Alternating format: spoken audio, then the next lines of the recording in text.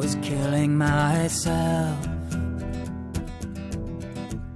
with the food I eat, toxic to my health, till I got the news. There's another path that I could choose, and now Welcome to the New Health Conversation television show, coming to you live from our Denver, Colorado studios. I'm your host and moderator, Coach Steve Toth, and I'm here with Peter Greenlaw, who is known as one of the world's most prominent health investigative scientists. Welcome to the show. Thanks a lot, Steve. And our theme today is everything you need to know about toxicity and how it affects you. And we have a fantastic guest. Our guest is Dr. Dennis Harper, and he's in osteopathic medicine. And yeah, osteopathic. Yeah. And stop laughing at me. Okay, so our opening question goes out to Dr. Harper, and it's about toxicity, and help our viewers to understand how big of a problem is toxicity right now in our reality. Wow. Let me just say this, that over the last 20 plus years, I've been telling my patients that all we really need to have a good, healthy body is clean air, clean food, and clean water. And as we all know, none of those are clean anymore. In fact, if you take a glass of water out of your tap and just look at it, the perception is it's really good. But when you actually see the impurities that are in that glass of water, and I have a little device that can actually show you that where it becomes visible, then all of a sudden you're no longer interested in drinking it. And the same thing applies with the air and with the foods that we're consuming. This is not a very nice planet right now. It's fairly toxic. Right. And the same thing is probably true for our beds, right? Once we would see our beds under a microscope, we may not want to be sleeping in it. I couldn't pass that up. If you look at your eyelashes, at the base of every eyelash, there's a little worm curled around it. So you just don't want to know a lot of these things. Can you repeat that, please, Dr. Harper? Well, at the base of every eyelash, there's a little worm that's curled around it. We don't know the reason why it's there. We only know that it's there, and everybody seems to have them. So whether it's a synergistic effect, whether it actually makes the lashes grow, nobody really knows, but it's there. Wow. All right, then. So where would you like to begin, Peter? Would you like to begin with air, water?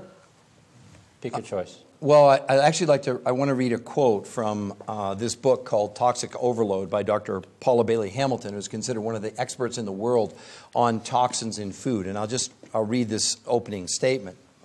The creation and widespread contamination, the creation and widespread contamination of man-made synthetic chemicals in the late 20th century had resulted in every region of the planet being contaminated with a dangerous cocktail of known health-damaging toxins.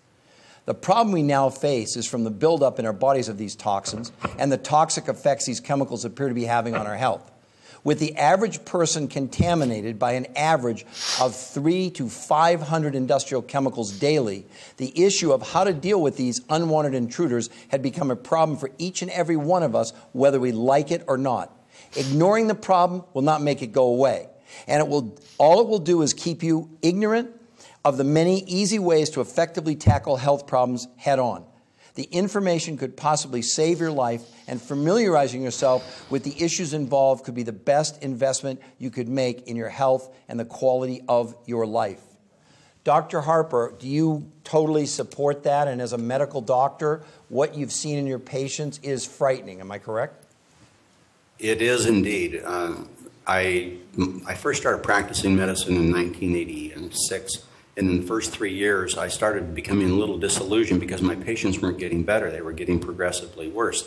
And so I started looking for other reasons, and that's when I came across the fact that there are so many problems associated with the air, the water, and the very food that we're eating that that's the main reason why we're seeing substantial amounts of diseases right now. And I know you and I have had lots of discussions about the fact that it's not getting any better. It's getting worse and worse. And the gap between what people think they know versus the reality of this now showing up, because as you know, Dr. Harper, when I started 10 years ago and when we first met, I didn't know that much about it. There were very few books written on it, and now there's so much evidence that these toxins really are doing really bad things to us. So would you like to comment on just some of the things you've seen from a medical doctor, and especially because you've worked with this problem, I know, for more than 10 years, and so what have you seen that's so alarming to you as a medical doctor? Well, one of the things that I've seen, obviously, is an increase in diabetes and hypertension, cardiovascular diseases. As a matter of fact, if you consider some of the foods as contaminants, if you take a look at our usage of margarine over the years, since it started in the early 20s, and then compare that to our rise in cardiovascular disease, it's almost exactly the same graph.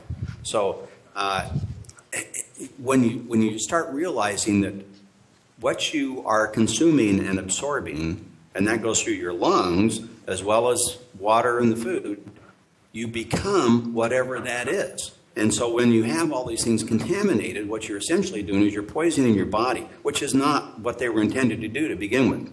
Obviously, air is a very, very important part of our life. And we're still all breathing, but the problem is what we're breathing in is frequently little fine particulate matter that can actually cause more than 500,000 deaths a year here in the United States alone due to cardiopulmonary disease. Wow. Okay. So Dr. Harper, I need you to move your microphone a little bit away from your mouth because the audio is overmodulating. So, well, I get a little excited sometimes. Yeah. Fantastic. We love it. All right. So I want to bring a personal example. It's something I love to do.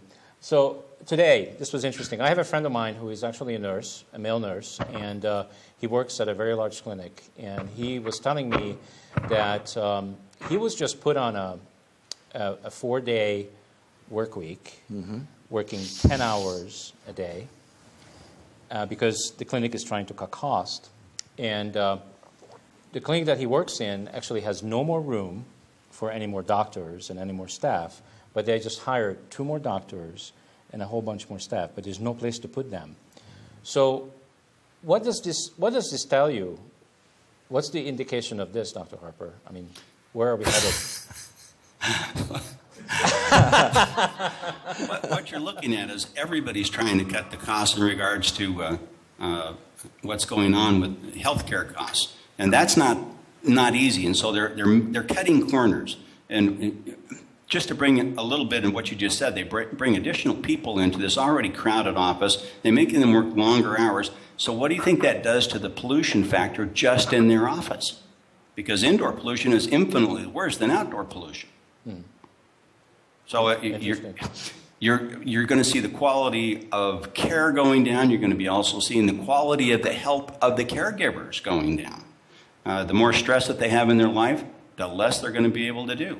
I mean, it's just a natural process. If you've got toxic stress from air, toxic stress from the pollutants in the water, toxic stress from the foods that you're consuming and not getting enough nutrients, you're in trouble. You're in trouble. And that's what we're looking at right now. You go out and look at the disease stats right now, and you can see we're in for a long ride when it comes to healthcare.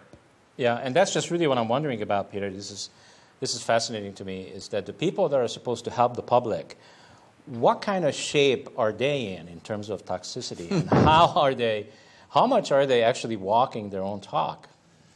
Well, I think it's pretty evident if you've ever been to a hospital that many of the health providers are in big trouble. I mean, let alone they're smoking. They're so stressed out because of the demands of now this healthcare crisis that we have. There's a big documentary that was published, came out HBO about in March of 2013. It was called Escape Fire. And what they did, they had the head of Medicare and Medicaid on, and the head of the chief cardiology surgeon at the Cleveland Clinic in Cleveland, and they both said basically that medicine today is strictly based on how many procedures you can do, not on patient outcome. Dr. Harper, am I right on that? Unfortunately, you're right. It's very clear that the doctors that are doing procedures are the ones that are making a whole lot more money than the ones that are not. Personally, I don't do a lot of procedures. In fact, I no longer even carried a hospital practice. If somebody had to go to the hospital and I couldn't get them better, I'd give them to somebody else. Because for me, the hospital is probably the last place you want to send a patient because that's where people die. Okay? It's just not a healthy environment. Wow. Well, Dr. Harper, that's pretty scary and startling at the same time. So when do you think you really started to become aware of the impact that toxins were having on us as human beings? I mean, how long ago, and what do you feel the progression is? Because it seems like it's accelerating its impact. Well, I started going into complementary medicine back in 1989. In the early 90s, I read a book. In fact, I have it right here. I don't know if you can see it. It's called... Yeah, we can. What is the it? other way. Up the other way. There we go. It's Diet for a Poison Planet. And in that book, it absolutely opened my eyes because this guy went to the FDA's own lab results because they're testing foods all the time. And so he went to their actual lab results and found out which foods were very, very bad for us to be consuming. And he was shocked. I mean, some of the top 5 foods were pretty much staples. You're looking at butter, okay? Now, I love butter. I think butter's a great oil. But the problem is anything that cow has eaten that's a toxin can frequently be concentrated in that fat tissue, which is unfortunately butter. Because that's where we know where a lot of toxins reside is in fat tissues. Another one was raisins. Now, a lot of people eat a lot of raisins. And when you take raisins, if you've ever seen a raisin, have you ever seen an organic raisin? No, I haven't. They're not pretty. They're not pretty. Because what happens is when you dry a grape, they don't have this shiny appearance to them. And of course, they've been sprayed with all kinds of pesticides and herbicides their entire time. So they pick these grapes, they throw them in the middle of the field, let the sun dry them, and then they used to spray them with the trans fatty acid. Now, that is no longer taking place, thank goodness, but they're still spraying them with some type of an oil to make them look pretty. So, and when you look at the number of raisins that you're consuming and the amounts of fertilizers and pesticides and herbicides that you're consuming, because how many grapes would you normally eat? No more than one or half of a, whatever it's called. How many raisins will you eat? Oh, how many raisins? How many raisins? Oh, I'll maybe eat no. a dozen. A dozen? When I eat raisins, I used to eat them by the handfuls. Really? Well, you've just got... raisins are a great source of iron. And we've all seen the commercials on raisins. You heard it through the grapevine. I mean, these are good things for you. So... but unfortunately, they are not. And neither is another one, which is, I grew up in Oklahoma, and I used to go fishing in farm ponds all the time. Well, guess what one of the other top 5 foods that you shouldn't be consuming is? Bass. So, and the reason is because, obviously, the farm ponds are in the lowest part of the farm, so anything the farmer's putting on his field is draining into the pond, and then something small eats it, and something bigger than the small eats that, and eventually you get to the biggest, meanest fish in the pond, and that's the bass. And so consequently, what happens is you end up eating the worst possible food you could because it's all concentrated in that bass. Wow. So that's Lovely. 3. What are the other 2 to cheer us up? Well, actually, I've said this before many times, but since we're at the top of the food chain, I mean, everything comes up to us. Like it did in the farm ponds, everything went up to the bass. Well, we're at the top of the food chain, so everything in the environment that's contaminated comes up to us. So it's very, very, very important that we never eat human beings. Okay. Oh, that is great. You're off my diet. Not You're just off my morally. diet. Yeah, I'm Peter. off the diet. I'm off his diet. You're off my diet. Good. Right.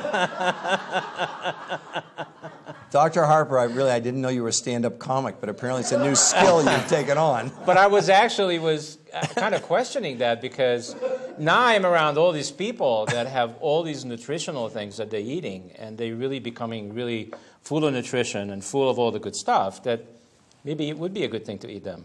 Well, actually, you still got to realize one very important thing, and that is, even if you're eating organically produced foods, they're still contaminated. Right. And so it's still a problem, although it's a better choice than the non-organic foods. But yeah, you just can't get away from contaminants. If you look at mercury, mercury's a volatile metal. In other words, it means it actually evaporates out of seawater and goes up into the rain and comes down in the rain. And the EPA did a study back in the 90s, and they had a 10-volume set of what they consider to be a major problem with mercury, because it's everywhere now. It's in the mountain streams and the mountain lakes. I mean, you can't find a place where you can't get mercury now, just because it's just been raining down all over the earth. So I want to make sure that we kind of weave this into the show as we go along. Let's give some more specifics to the viewers. Okay. What is it that we can start doing? Like, let's educate the public, because that's really the purpose of the show. And we don't just want to educate them about all the bad things that are happening. You know, that's important to be aware. But we also want to give them some specific instructions. What can they start doing so that things change? Well, that's a great question. The very first thing that I tell everybody is that awareness becomes your friend. It really does. Because pretending you don't know doesn't change anything, okay? So we talked about air, which Dr. Harper cheered us up on that one. Mm-hmm. But food we now know contains about 10,000 chemicals in its production, and less than 200 of those have ever been tested for what they do as human beings, okay? Tap water, this very tap, as a matter of fact, right now I'm willing to risk my life for the audience by doing this. I ingested right now. Came out of a machine. Oh, it did? Yes. Oh, so, well, if this was tap water, if it was, okay, it's not from the tap. I would have ingested between 300 and 500 toxic chemicals, including mercury, iodine, arsenic, Prozac, Zoloft, Wellbutrin, Lipitor, and birth control pills, which I don't think I need to take birth control pills, but apparently I am. Mm-hmm.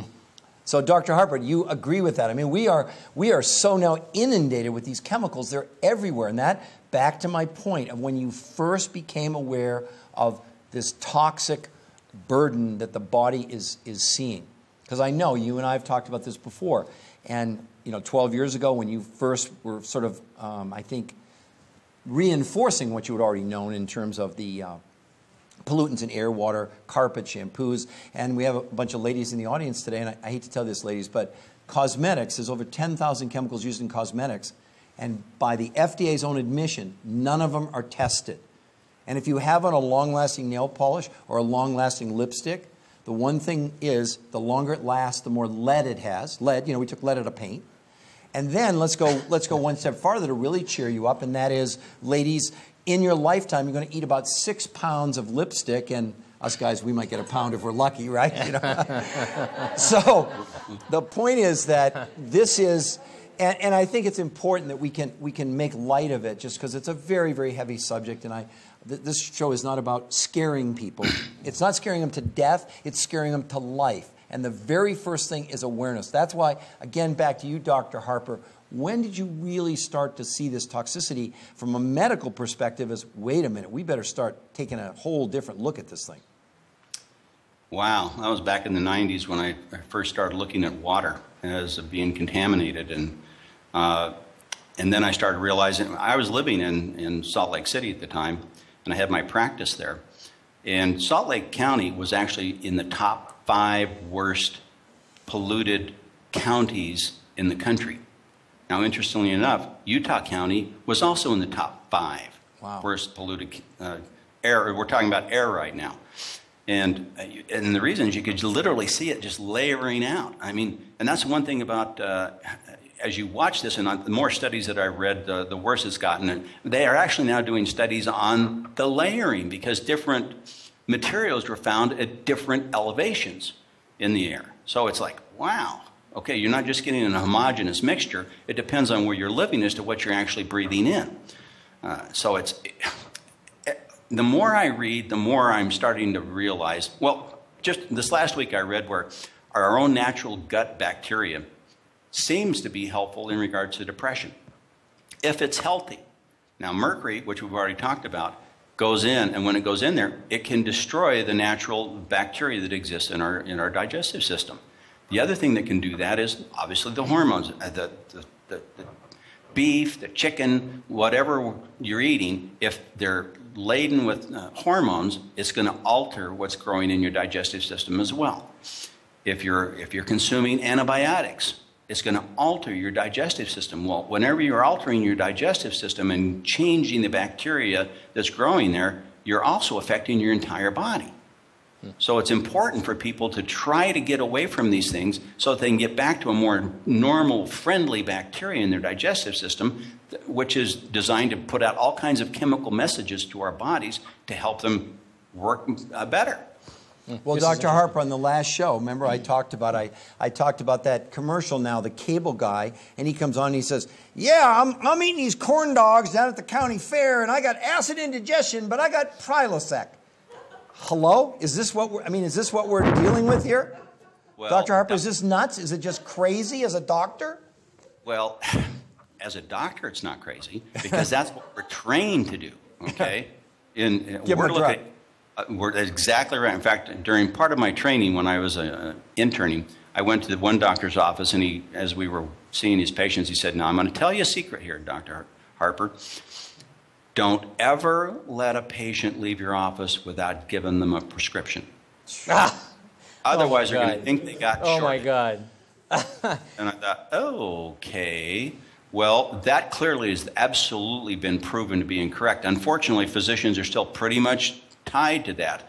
The only thing you're always up on what you're not, you're always up on what you're up on, and you're always down on what you're unaware of. And so what takes place here is we're trained to use drugs. We're trained to look at a particular malady and say, okay, what are we going to do with that? Well, we're going to use this drug right here. So heartburn, Prilosec, or one of the other.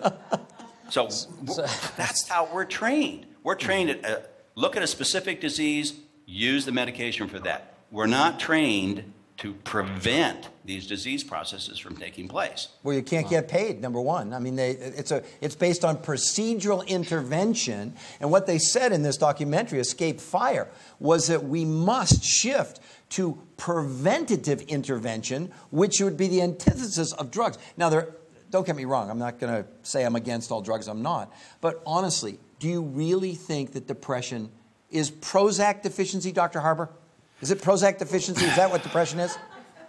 No. And in fact, it's interesting because we used to use 5-hydroxytryptophan to help with depression. And then... whatever the heck that was. That's an amino acid that turns into serotonin. I have personal experience with this because in my first marriage, yes, when my marriage was ending, yes, after 13 years, yes, my ex went to the doctor, and he put her on Prozac. Yes. And I was completely, and we were going to therapy. We agreed to go to therapy to see if we can save our marriage. But she went to the doctor and got on Prozac because she just couldn't handle it anymore. And guess what? I've seen a definite change, a personality change in her as she was taking that drug. And, I didn't agree with it, and I spoke up about it, but it didn't matter. It didn't make any difference. But the important thing I wanted to mention before I went into that is, and I'm probably dating myself right now, but I'm in good company, right? Okay. That 30 years ago, I don't think we could buy water, right? It was free. You're right. It was free. But now, it has become very popular that everywhere people go, every store that you go, there's bottled water. Right. How safe and good is that water for us, Doc? Well, I've actually done some studies on that, looking at some of those waters, and it's interesting because what I look at is the acidity or alkalinity of the water, obviously the taste. You also have to look at the negative potential of the water, because negative potential means that it becomes an antioxidant. If it's a positive potential, it becomes a free radical. And then I also look at, see, what's the total dissolved solids that's in the water. And that's, when you look at water, it looks clear, it looks fine. Yeah, and if I look at the label, Doc, everything says 0. So Exactly. it should be fine. Well, it'll only be fine if it's distilled, okay? If it's not There's nothing in distilled- it. There's 0,000. It should be great. Yeah, and I well, paid $1.75. We'll have to set up a time when I can send this demonstration to you where you can actually see in a matter of 5 minutes how water starts to show you what's in it when you just add an electrical charge to it. And it turns into pond scum in many instances. You start looking in this and it's going, God, there's brown and black stuff in there and there's green stuff. And it's like, what in the heck is going on here? Well, the difference is it's still good water. Remember we talked about perception at the beginning of this show? Mm-hmm. The perception is when it's clear that it's clean, okay? And that's what they're selling is perception. The perception is that it's clean water. The reality is it's not. And the bottled waters, depending on which plastics Well, wait. using, You're forgetting something. There's a second one that they use that is it's coming from some spring.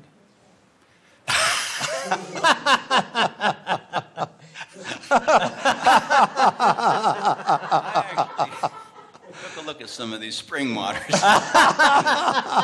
And it's interesting because a lot of these bottled waters that And come the bass. from springs. Those are where the bass comes from, right? The bass. I think we're going to have to do a show just on water. Whatever. Well, some of these bottled waters, the reason why they get away from not having to go across state lines and fall under federal jurisdictions because they have springs in each state. I've looked at one very popular brand which sounds wonderful. I mean, it comes from the mountaintops. It's like an Indian thing, you know. It's like, oh, this has got to be great water.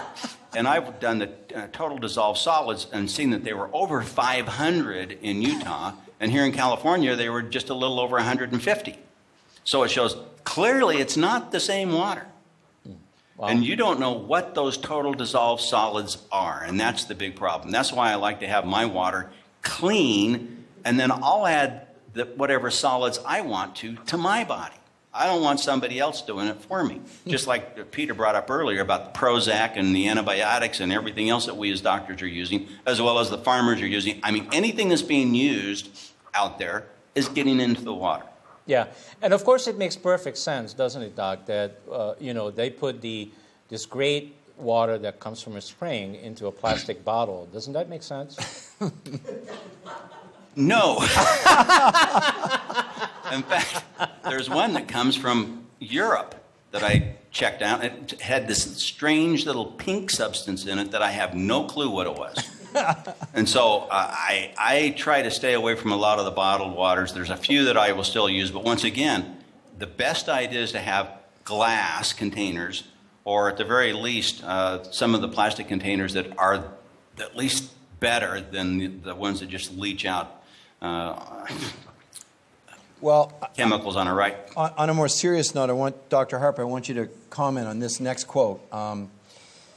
Chemicals have replaced bacteria and viruses as the main threat to human health.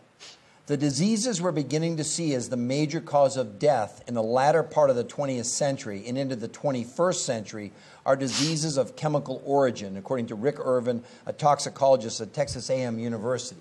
So it gets back to my point about how unaware people are and what the impact, which is, in my opinion, is becoming cumulative. It's becoming worse and worse and worse as we go.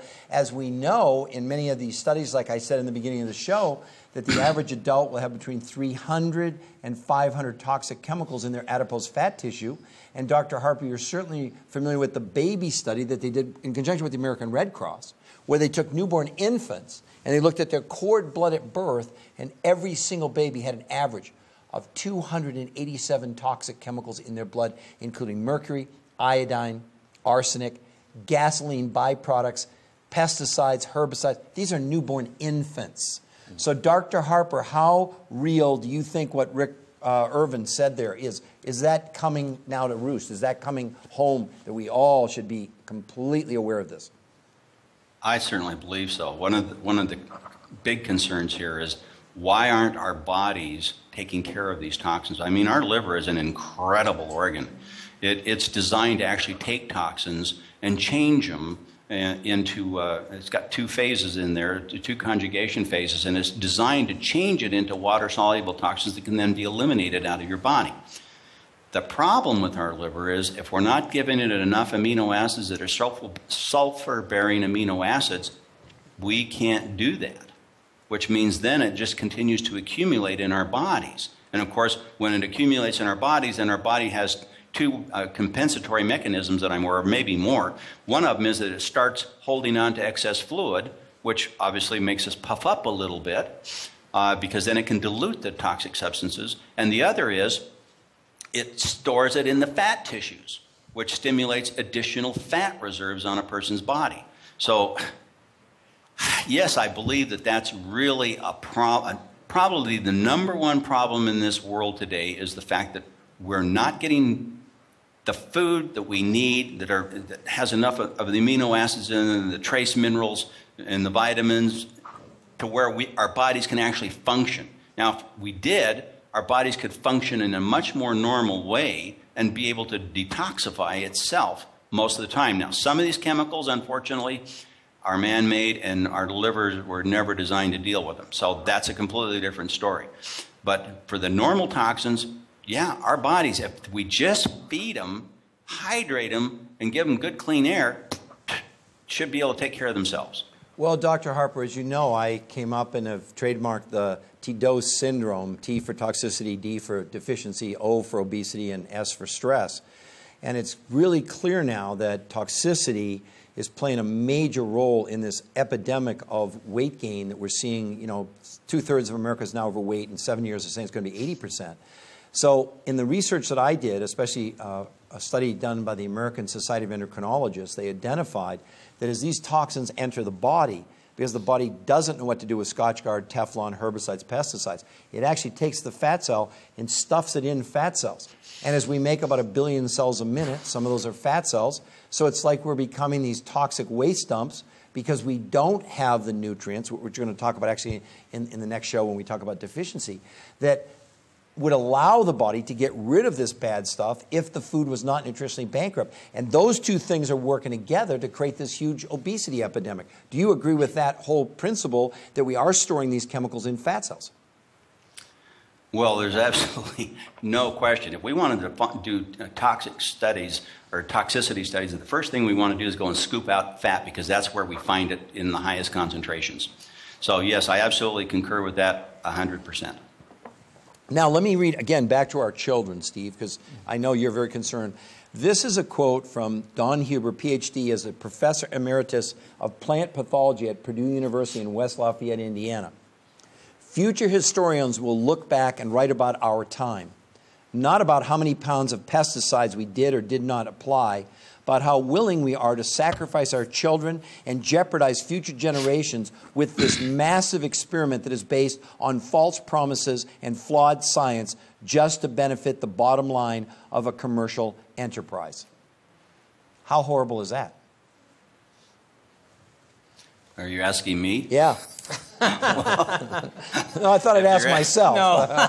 If you're asking me, well, when I first started looking at some of this, there was an Italian scientist by the name of Mosca who won the science prize at the Brussels Fair in 1958. At that time, he was looking just at the pesticides and fertilizers that we were using here in this country. And remember, this is back in 1958. And he said that the free radical problems that are associated with those fertilizers and pesticides and herbicides were equivalent in damage to having dropped 14,500 nuclear bombs on our soil.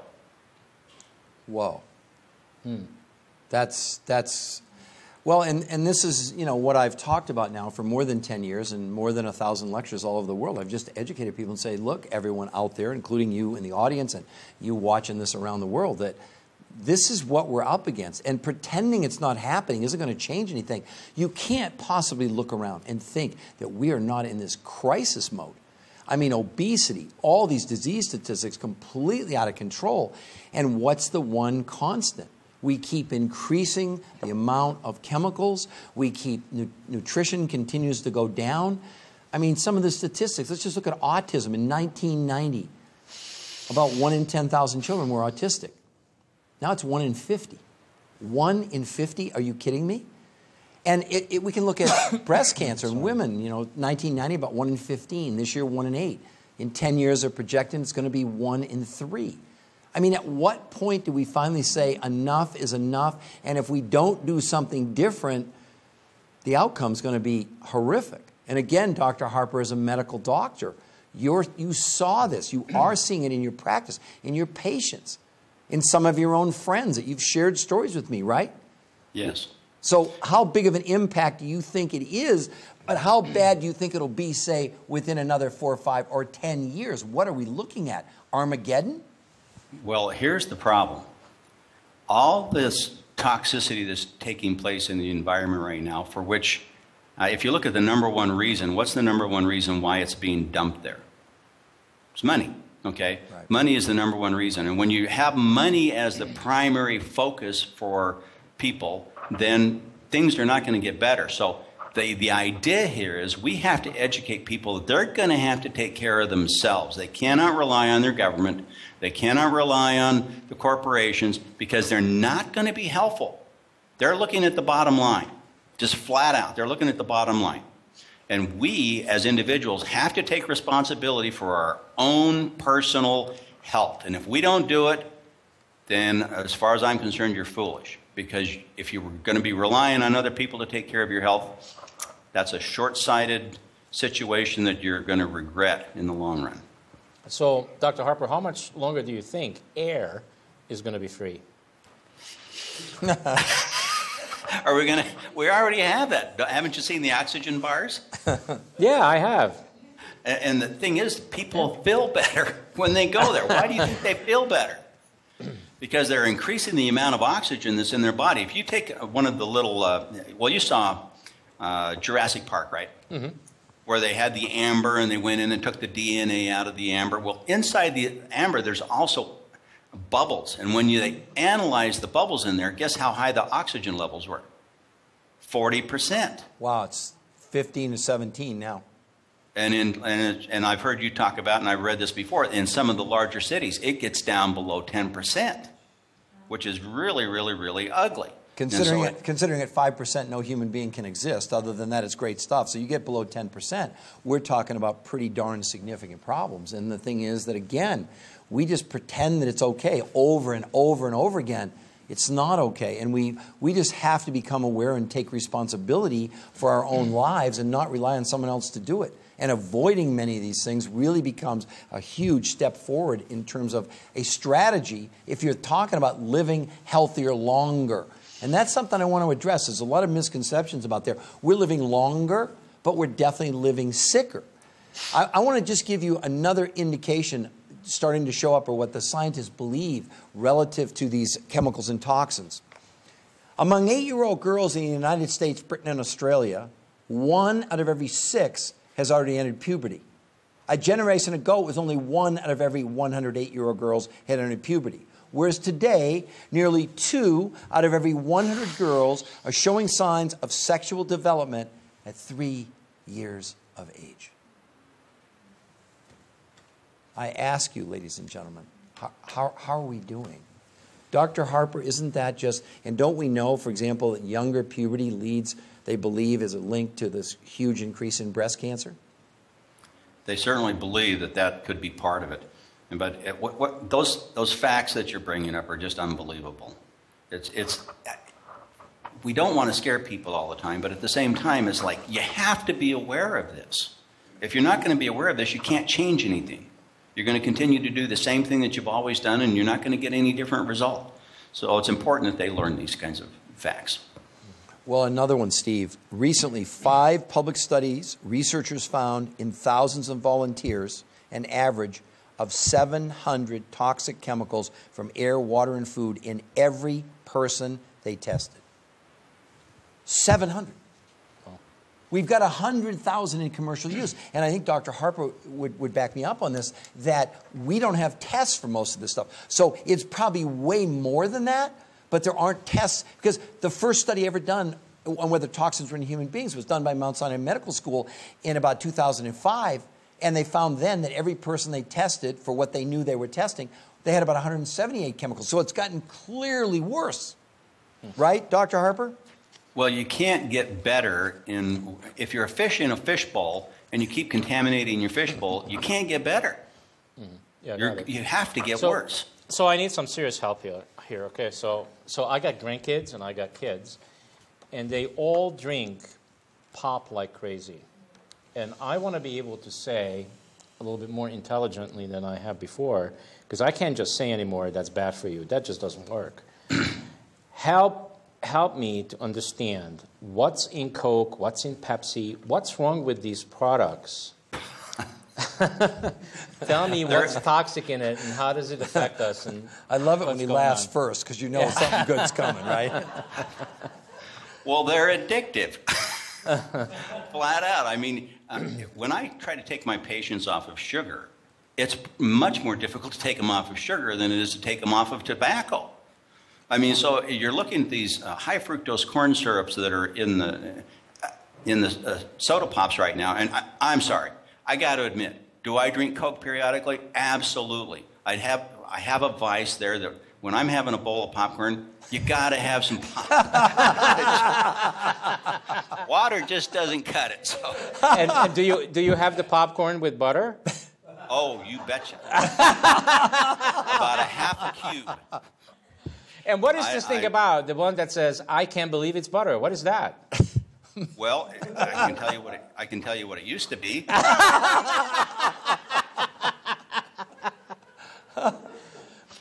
But you wouldn't like it. So we're just going to talk about, we got to get people to understand this. This program that you guys are putting on right now is absolutely critical to get out to the people to where they understand they have to do something different.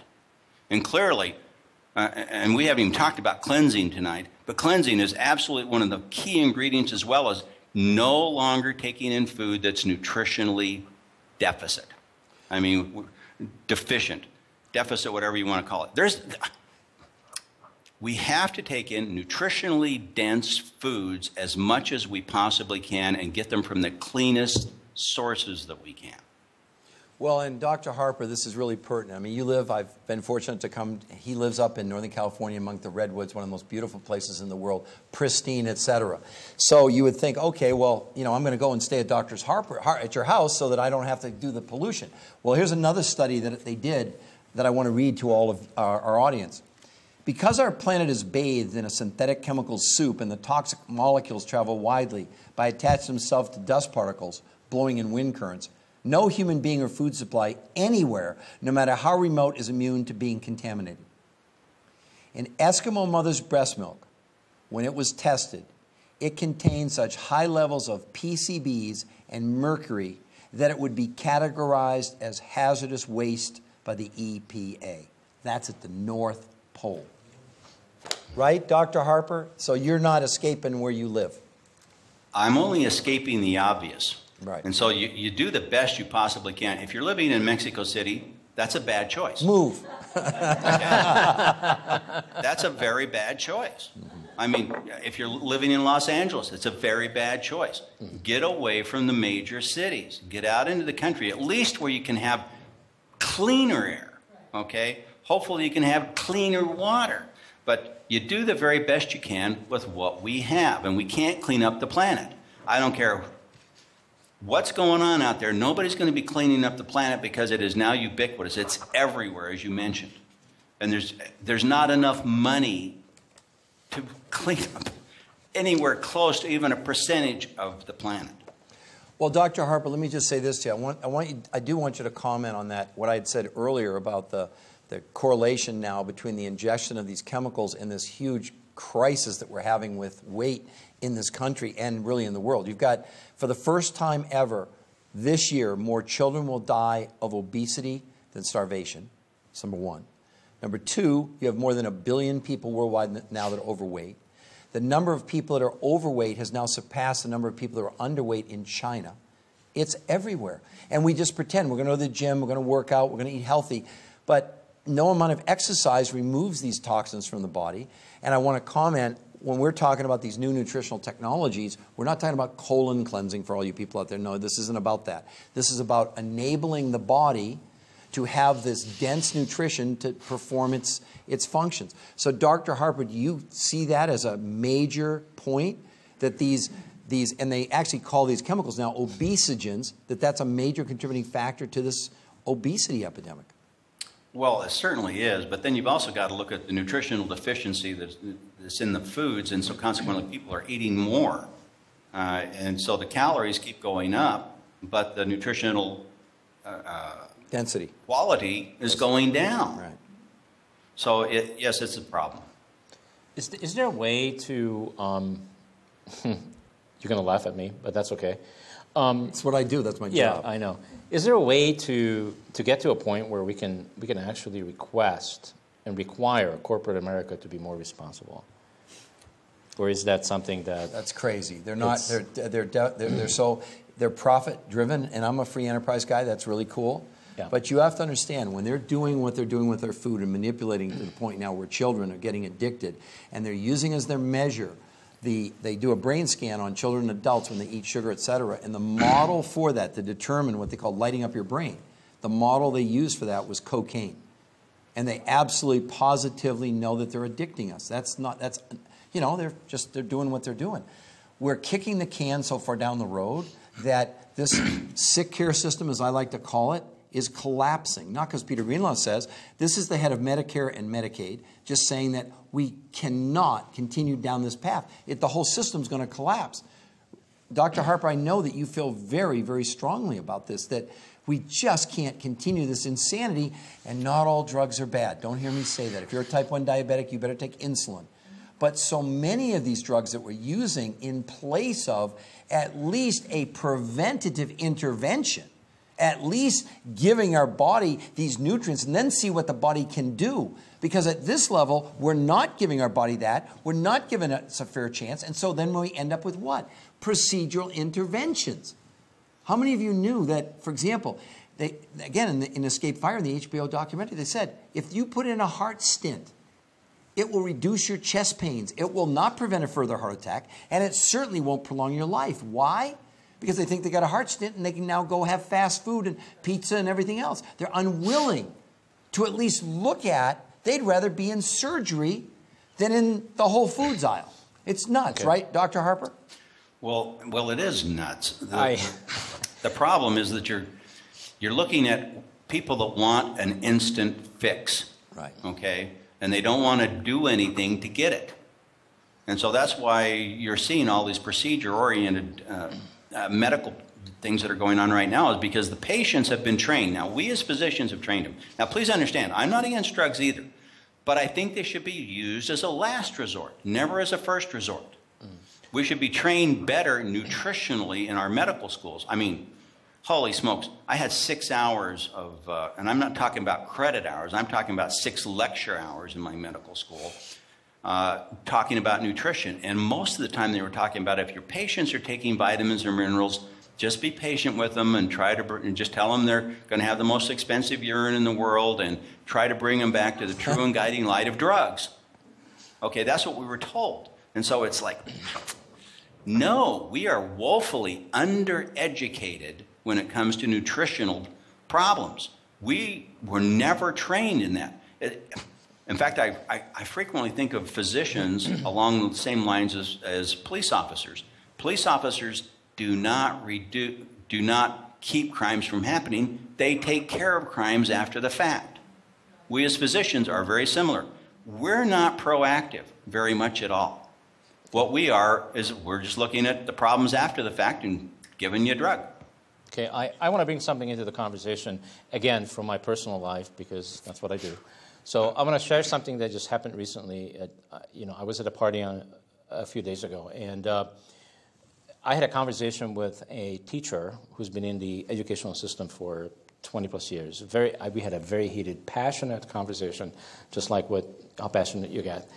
And she was telling me about her understanding and opinion about a very large retail outlet that I'm not going to name, but it starts with a W. Okay. And she said, well, I know because I studied this, and I know that the reason why they're the cheapest is because they take advantage of their employees. They don't pay them what they're worth. And they also don't take care of their vendors. They basically create an environment where people are competing very heavily, and they just keep lowering the price.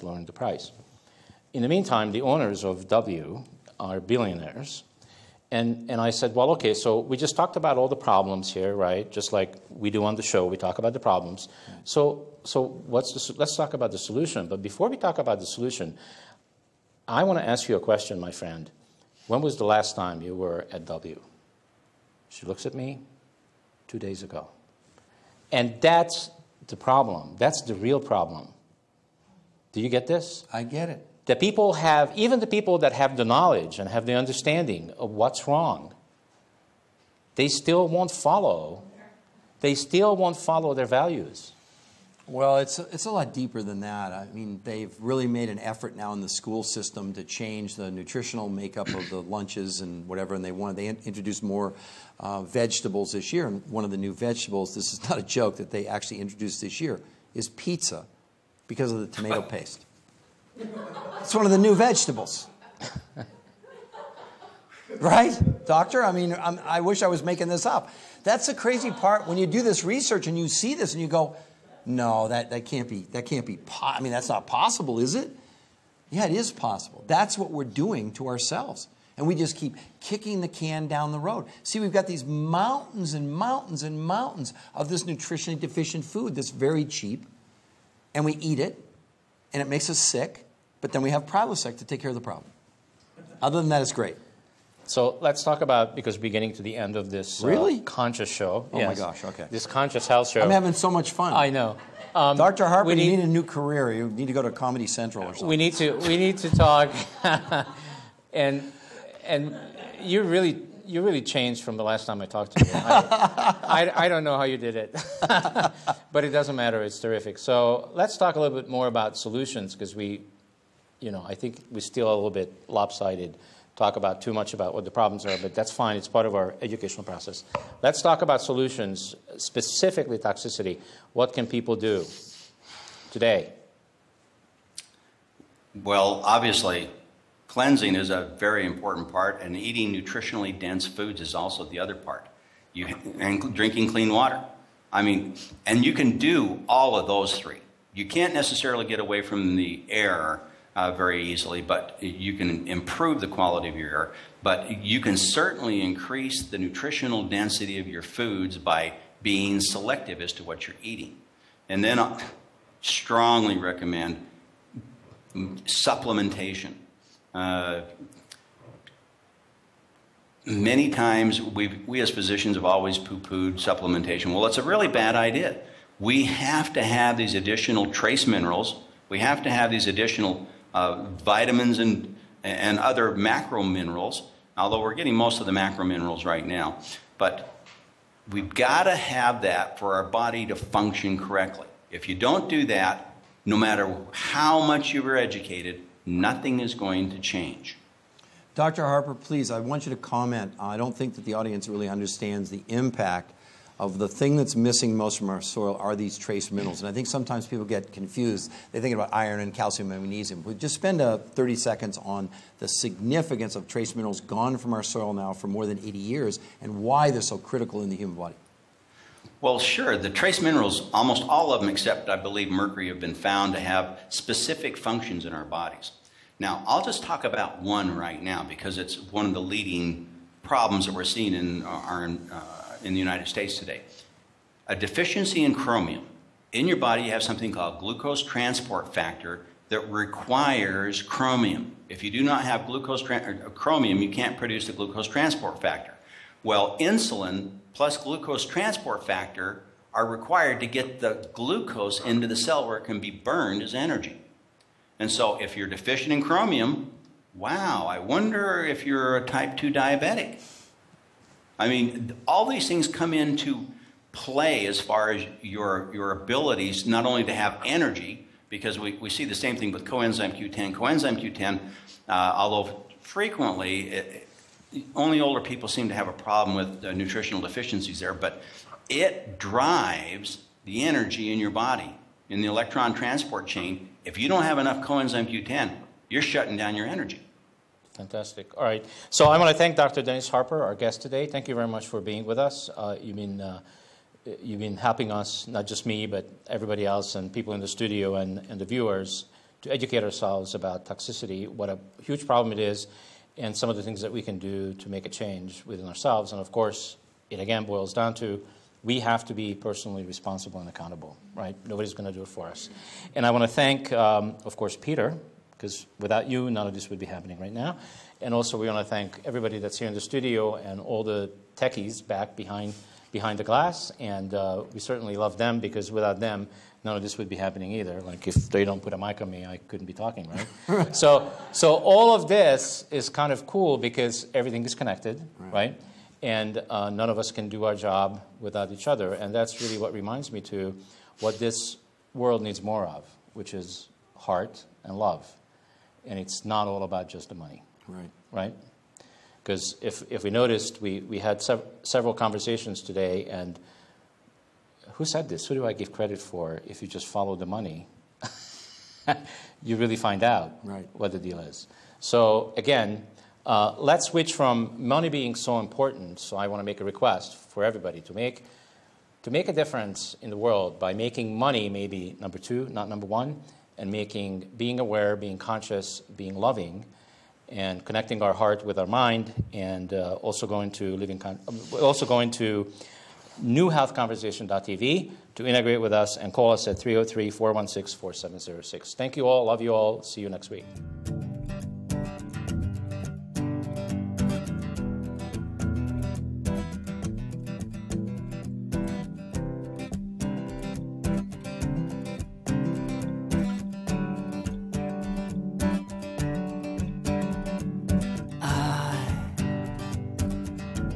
Was killing myself with the food I eat, toxic to my health, till I got the news. There's another path that I could choose, and now I